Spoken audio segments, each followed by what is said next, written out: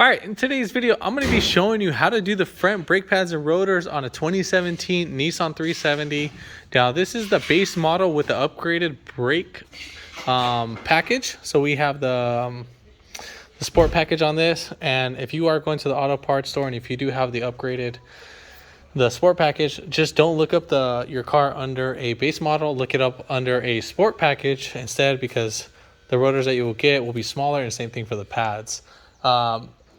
You're going to need a 21 millimeter. I already loosened up all the lug nuts on the floor. Did it by hand because we didn't want to scratch up the new wheels.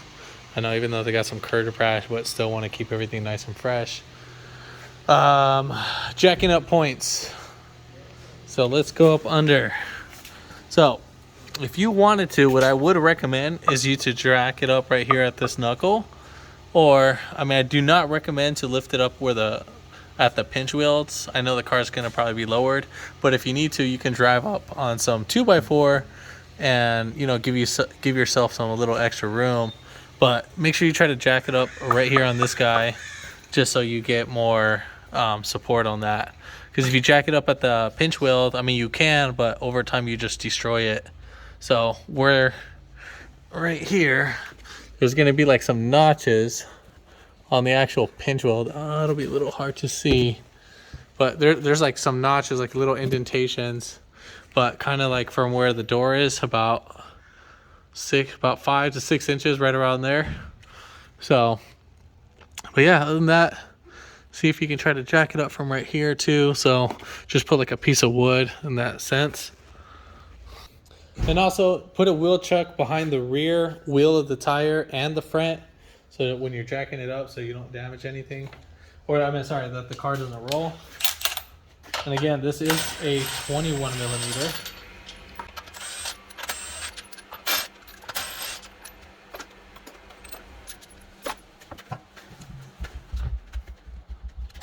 Now, if your rotor has this little screw right here, it's going to be a 12 mil. We're just going to loosen it up. That's just kind of I don't even know why they have this. All right, so next I'm going to go ahead and grab my rotor and then grab my caliper and then spin it towards me. So on the caliper, on our guide pins, we have these little pins, and those what keeps the guide pins locked in place. So I like to use a pick and then pick them out, and then just save those. All right, so next, if you can get like a really skinny screwdriver, then you can pop these little pins right out. This is what actually is sitting right here that holds this bracket in, the anti-rattle clip. So I'm just gonna spin it in and then just push it, the actual guide pin, as much as I can. I want it actually out of the brake pad. And then I'm going to do the same thing for the top one. Now I'll show you a different angle so you can kind of see.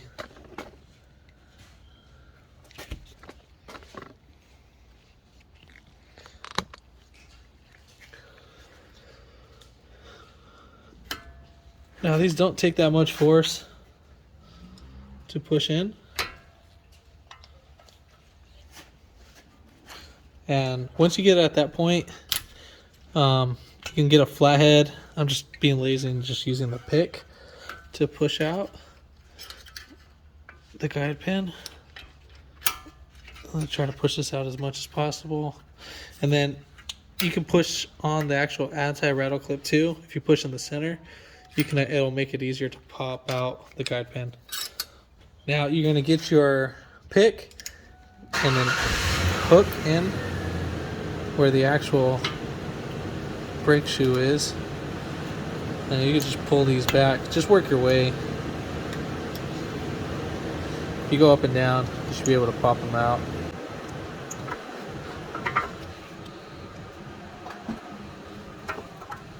All right, so next step, we are going to be taking off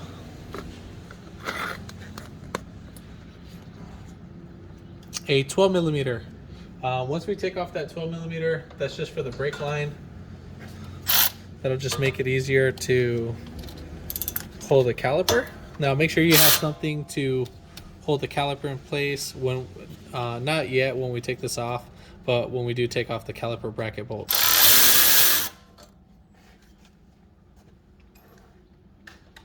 All right, now that we have the bracket off, now we can actually access our bolt. Now we are not going to be touching the ones on the actual red part of the caliper, so not these 4 right here. So we are not going to be touching these. The ones that we actually need to take off is this one right here.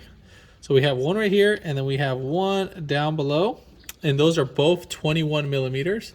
So just keep in mind, do not take off the wrong one, because if you do take them off, then you're gonna have to bleed out the whole brakes.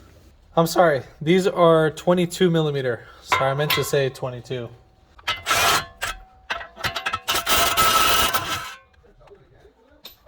All right, so now that we got both bolts off, just pretty much these are them. Put that to the side and then keep holding onto your caliper. Now you are gonna be kind of tweaking up the brake line just a little bit, but not too much. So I am gonna put, I have a little red hook. I will show this in a little bit once I get up on out of here. So let me put this one in first.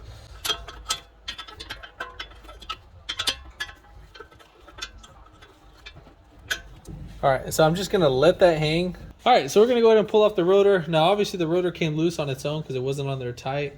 Now, let's say if your rotor was on there pretty tight, what you can do is either get a bolt. I believe this is a M8 by 1.0 or something. No, probably 125.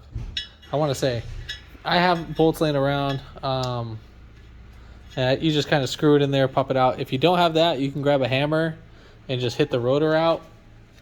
If you are going to be using the rotor, just make sure that you hit the rotor flat. Now, you're not going to be doing it with the house hammer, a couple ounce hammer. You're going to be doing it with a, at least a 2-pound hammer. That'll pop it out pretty easy.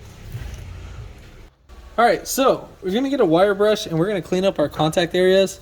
So pretty much our contact areas is going to be right here, and then there's one more right there you can't see right now. But until I get it all cleaned up, then we'll be able to see it. Now, when cleaning this up, you need to be very careful and not breathe any of this stuff. If you have a little mask, or if you put soapy water, you can control the dust. All right, so as you can see right there, we have one right here, contact point, and then right over here, that's our contact point. That's pretty much all we need to clean. And then we're gonna do it right here, and then up on top, and then over here too as well. So it's gonna look all the same just like that. So we're just gonna do all 4 corners.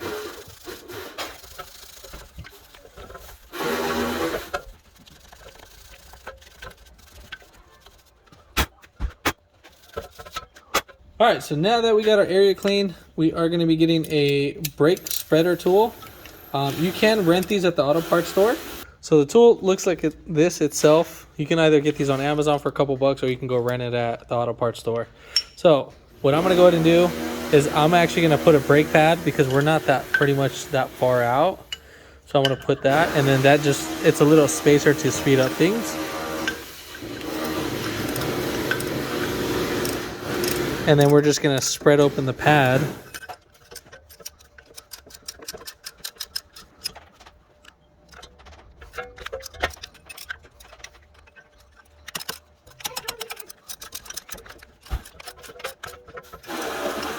So this is how your caliper should look like. Your pistons, they should be pretty in there. So they should be pretty, not almost flat, but it should have like a little lip. And then that'll make it pretty easy for your pads to seat in. Now's a great time to test out your wheel bearing. Spin it, see if you hear any growling sound. Should not spin easy. Should have like a little somewhat resistance. So as soon as you let go, it should stop. Now if it spins like crazy, most likely your bearings are bad, and if you hear it like sound like a growling sound. So this one sounds fine, nothing wrong with it. All right, so now we're gonna go ahead and install our rotor. Make sure there's nothing on, no debris on the actual surface, the mounting surface, and then same thing for right here. Make sure there's no rust, clean it all up. This one's really clean, so I don't have to worry about that. And then if you want, you can actually put some lubricant right here. You can use anti-seize, or you can use brake grease if you want. I would recommend the anti-seize or wheel bearing grease, but just put a light coat of the wheel bearing grease or the brake grease, just so it doesn't splatter over time. All right, so now let's go ahead and slap on our rotor.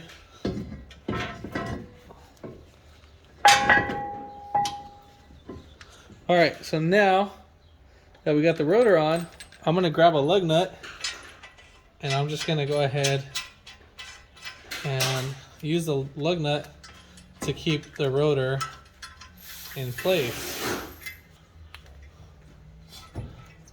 Just wiggle the rotor up and down until it gets snugged. All right, so we're gonna get some blue Loctite and we're just gonna put it in the beginning threads. That was a little excessive. Just gonna put just a little bit and just kind of wrap it around the threads. And this is 243 Loctite. You don't have to get it that big. You can just get the little small ones for a couple bucks. Since I use these a lot, might as well. Here's a little, so you can kind of see, have an idea. You just only need just the first starting threads. All right, so now we're gonna go ahead and lift up our caliper. Take off our little hook.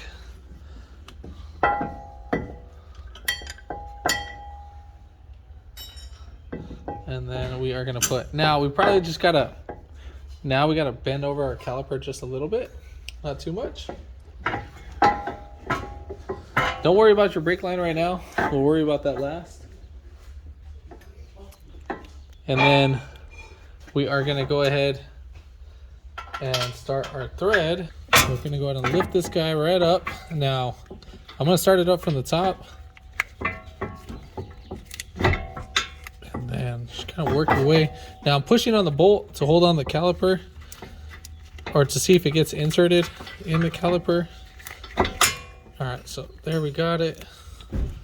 Once we get that,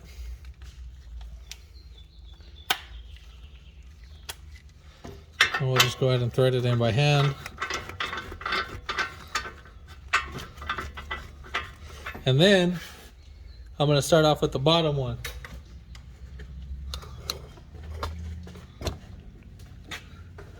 So we're gonna go ahead and do the bottom bolt. The bottom one will be a lot more easier to install.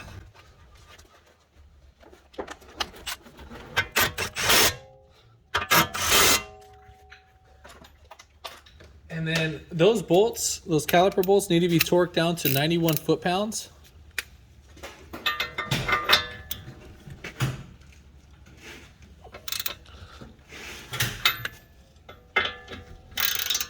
All right, so now we're gonna go ahead and just pull our brake cable, our brake line towards us. And then we'll just kind of wiggle the brake line while tightening down the 12 mil.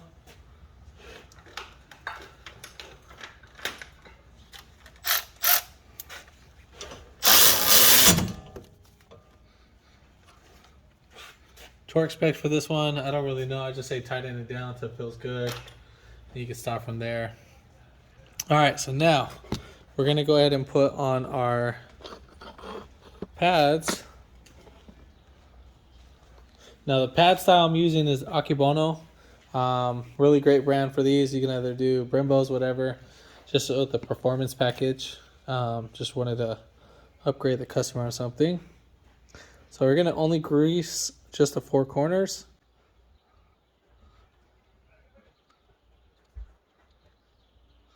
Now the only reason why we're going to grease the four corners is because the whole center part, it's indentated and it's not even going to touch the actual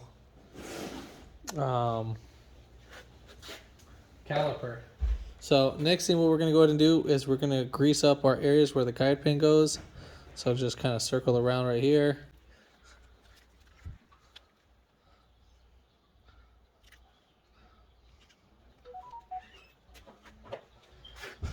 Now, when one side is going to have, for this set, one side only has the wear sensor. Now the wear sensor is going to have a little bracket that looks just like that, and you can see that this side doesn't have it. Now we want that facing on the inside, facing up. So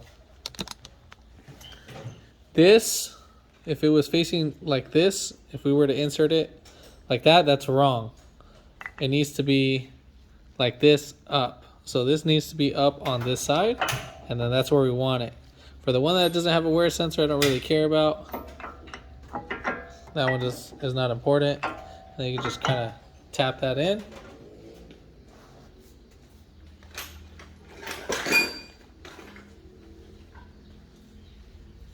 Now get a rag, spray some brake cleaner.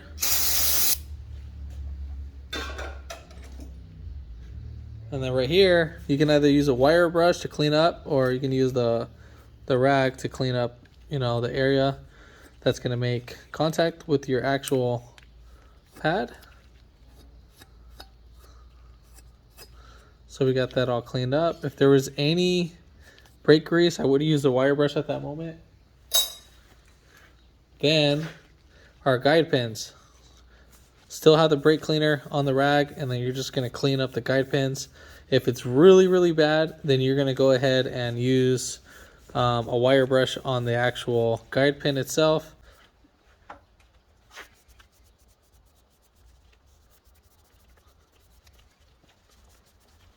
Before we put on the pins, make sure that the hole is facing towards you. So make sure that they're facing away from the rotor.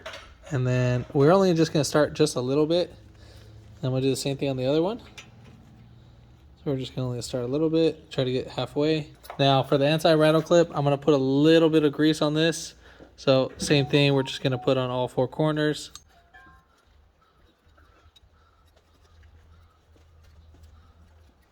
Now we're going to go ahead and push down. I'm going to start off with the top one, work my way, and then I'm going to start off with the bottom one, work my way. And let's go ahead and push these two down. And then I'm going to push down on the actual guide pin, and we'll push down over here, and then push in towards the actual caliper. Now, sometimes you might need to finesse the actual brake pad. And then one way you can do it is you can actually look inside the hole right there and just try to use that as a little reference when pushing down the pin towards you. Now, if your pinhole is not facing you, you can actually get a Phillips screwdriver and spin it. Spin the actual guide pin right back there. So you can spin this however you want. All right, so now we're going to go ahead and put in our little cotter pins. There is no wrong or right way on this, so just going to kind of push it in. And now the one that you're actually going to be inserting is the long flat side in the hole. So that's the one that you're going to want to do. So, and then the groove part is going to be going around the actual pin. So this one I got to find out where the pinhole is. So this one's right here. And just like that. That's pretty much it. All right, so now let's go ahead and put in our rotor. Just like that. Now we can take off our lug nut.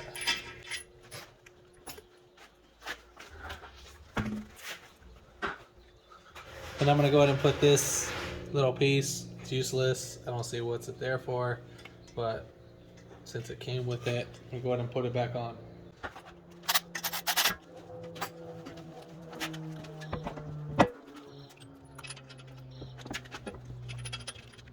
So when you're screwing in the lug nuts, make sure that you get the top hat in the actual rim. And what I mean by that, so right here, the top hat can actually bottom out against the lip of the wheel. So you need to make sure that's centered in. So just make sure that you have it all the way in. I would say just start off with 2.